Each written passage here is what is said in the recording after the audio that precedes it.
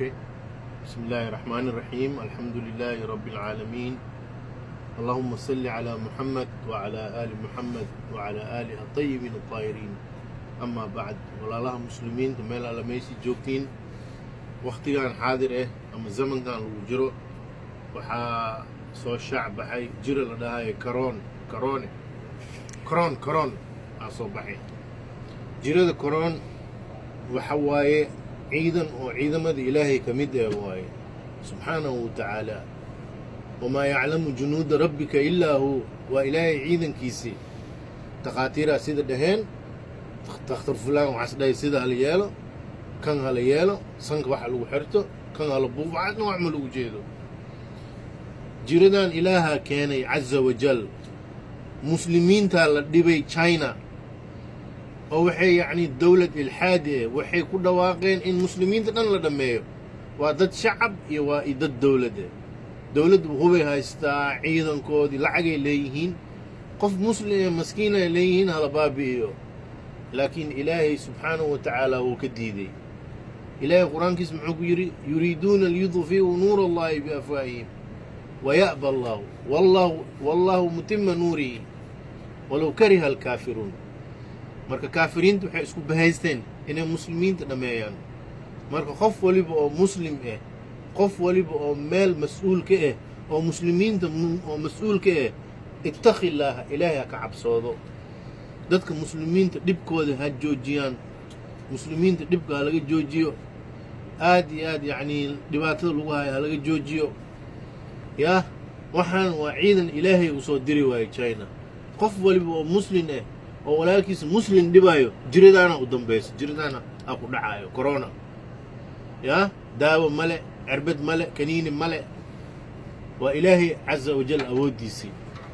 China wax u gurmay waayeen, waxay waayeen wax oo macnaha oo wax u qabtay waayeen.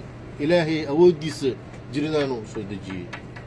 marka walaalahayga muslimiinta waxaan ii sheegayaa xadiis oo nabigeeni sal allahu alayhi wasalam mar waliba ku dacaysta. nabigu wuxuu leeyahay sal allahu alayhi wasalam, allahuma innii acuudu bika min albarasi. jirada baraska waa taqaantiin, oo korka qofka dhan ka caddaanayo.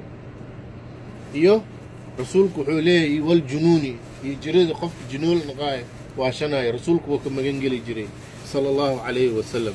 iyo waljudaam, judaam waa ka saysiin, qofka gacmihiisii qofka waa gurma, asaga dhan hilibkiisaa gogo-aayo.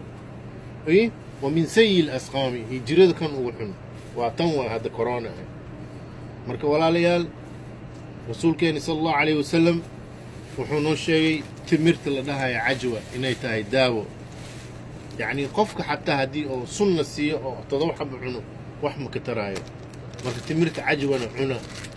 waatana sacuudigaa laga helaa, qofkii haysta waba haystaabo. marka timirta caja subax waliba 7 xabo cuna. iyo biyaha zamzamka, waa kana biyaha zamzamka waa daawo weyn waaye. qofka meel alla meeshii xanuunaya hadduu niyeysta oo cabo oo fuuraysana. iyo xabatu sawda caba, raashinkiina ku darsada. in sha allahu tacaala ilaahay maradkan allah naga qabto, muslimiintana ilaahay ha ka qabto. ilaahay subxaanahu watacaala awooddiisa waaye. waxaan qof waliba ilaahay ha ka cabsoodo. waxyaalaha xumida hala joojiyo. makasino waxyaalaha fisqiga, fasahaadka, munkaraadka joojiya. waayo tani waa ciidan ilaahay oo soo diray. yaa ilaahay subxaanahu watacaala qur-aankiisa wuxuu ku leeyahay wa fircawna dil awtaad. fircawn wuxuu ahay mid oo u saaxiib kabis. dadka intoo qabto madaxoo burus uu kabi jiray iyo musmaar. ilaahay muxuu yidhi aladiina taqow fi lbilaad, waa kuwii ku qooqeen dhulka. marka dadka waxaan leenahay, dadka oo ilaahay wax siiya ama dadka madaxda ilaahay ka cabsooda.